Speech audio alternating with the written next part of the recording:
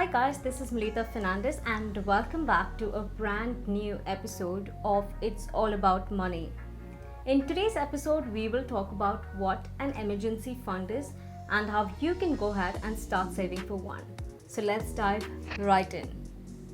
Now, before I get into what really an emergency fund is, just a bit of a background to understand how an emergency fund actually came to my rescue. So, at the start of 2020, I was actually living in one of the most expensive cities in the world.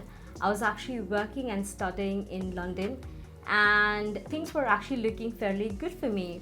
But somewhere around the mid of March, we found out that we've been hit by COVID 19. There were cases that were increasing, there were people who were losing their jobs, people getting sacked from their current employment places, and I knew that it was just a matter of time that I would lose my job as well. So for me, I actually ended up losing my job somewhere around mid-April. But that also meant that I wasn't going to have any sort of a salary or income coming in from the next month onwards.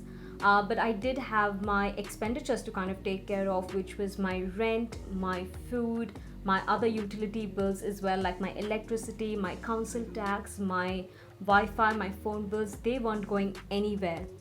Now, luckily for me, my landlord was extremely kind and he decided to say reduce the rent of the place by say about 50%, but that still meant that I had 50% of the rent to take care of and all of the other expenditures that comes along with living in a foreign country. Now, fortunately, I was kind of smart enough that I had some savings in place, which also meant that I was comfortable for the next 3 to 4 months. I wouldn't have to worry too much, but post that, I would really have to start worrying about my income or my salary coming in for me. Now, that's the beauty of an emergency. It does not really tell you when it's going to come at your door, but it just comes up. And if you're not prepared for it, then it can be a very, very challenging situation. Now, in a situation like this, since I had 3 to 4 months of some money saved up, it was right comfortable for me to actually pull along for those months. And this was my emergency fund that I had kind of saved up for, which came in really, really handy. So let's talk about what really is an emergency fund and how can you actually start saving up for it, because it is definitely the need of the hour. So an emergency fund, as the name suggests, is the money that you can utilize in times of emergency. Now you might ask me, Malitha, so we're in a pandemic, does that mean we're in an emergency? Then absolutely, a pandemic is an emergency. And that also explains that just in case you have lost your job because of COVID 19, or you do not have any sort of a stable income coming through, and you are rooming money from your savings at this point in time, it's absolutely fine, because it's the savings that you have right now which should be very, very useful for you, because we are definitely caught up in an emergency right now. But now you might ask me, would an emergency like this happen again? Probably in this lifespan, I am not too sure about it, but we can definitely be faced with so many other emergencies that might just come at our door, and we've got to be prepared for them. So, what are these emergencies?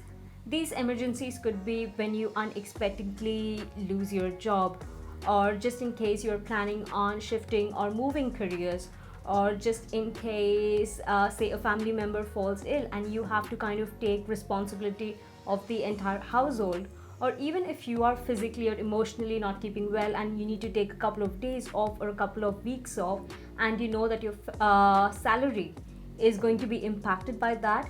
It's always good to know that you can always fall back on your emergency fund.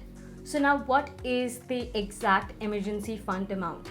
Now, if you are asking me for a specific amount, it would be very, very hard for me to say this is the amount for an emergency fund, because the emergency fund amount can depend or differ depending upon which individual it is and what phase of their life are they at.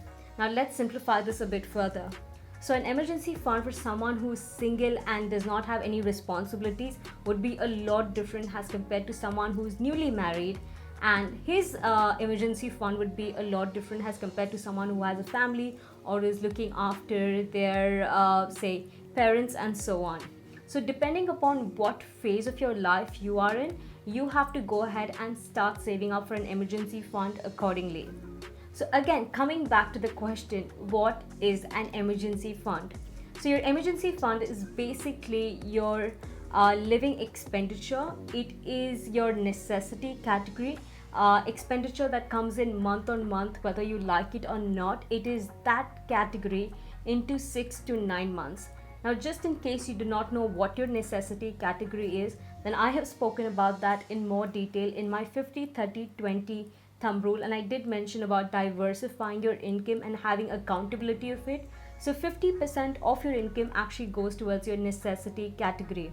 Now, just in case you haven't watched that video, it's absolutely fine. For your convenience, I would have also made sure that I've linked that video into this one.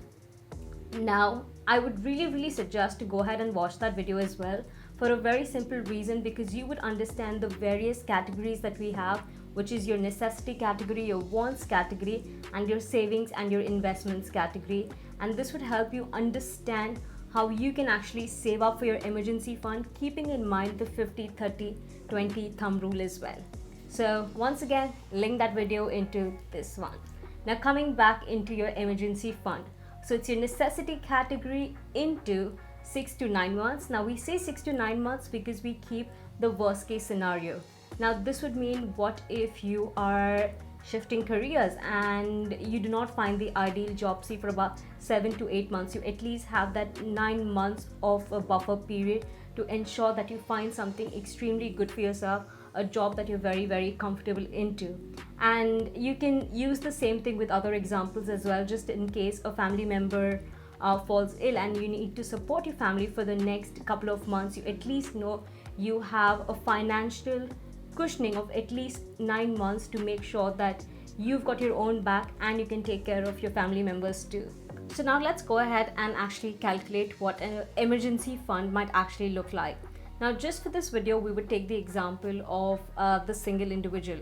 Now, supposedly the single person has a basic living expenditure, say his rent, his food, his utility bills. Month on month, the expenditures that he can't avoid comes up to, say, 20,000 rupees. Now, this would be 20,000 rupees into 6 to 9 months.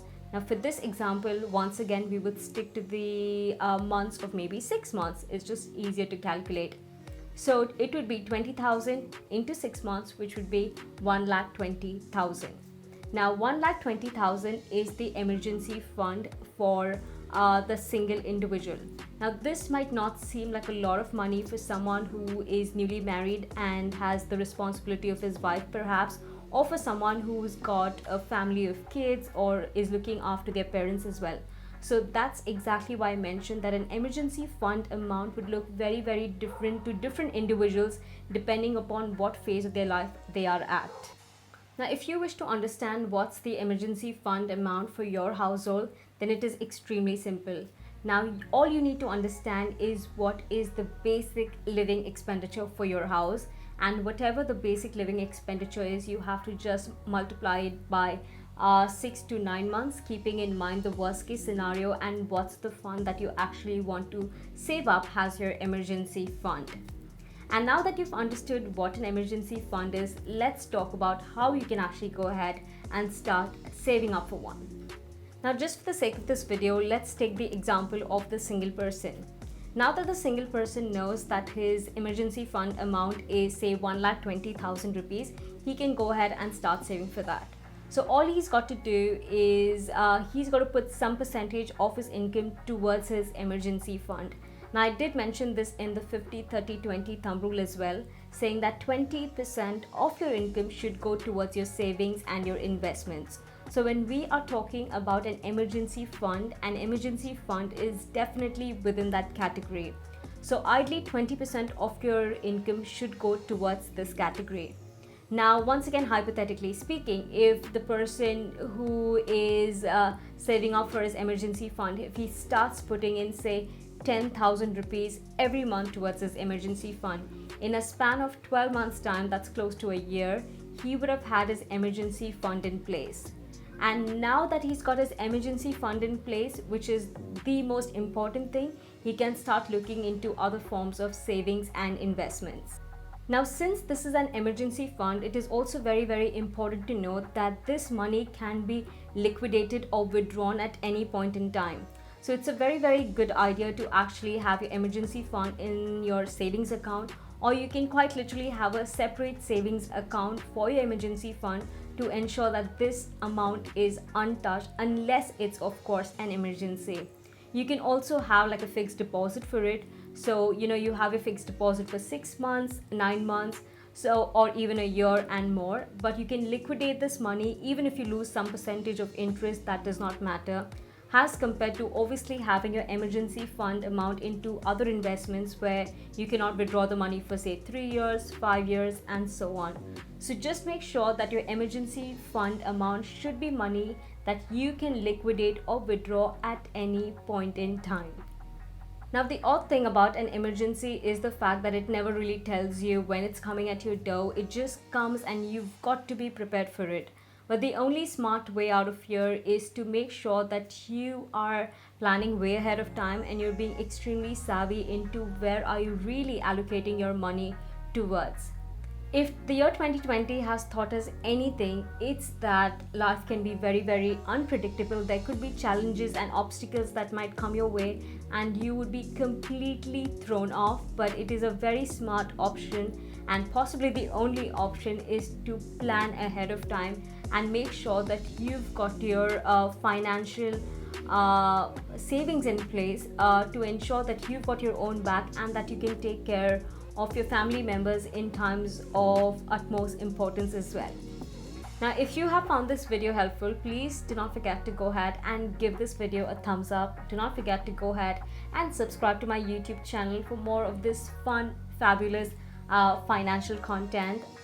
Please let me know in the comments section below if you guys are loving the videos that I'm posting, and if you'd like to see any more financial videos from my end that would help you understand your financial journey a lot more. I'd be more than happy to create these videos for you.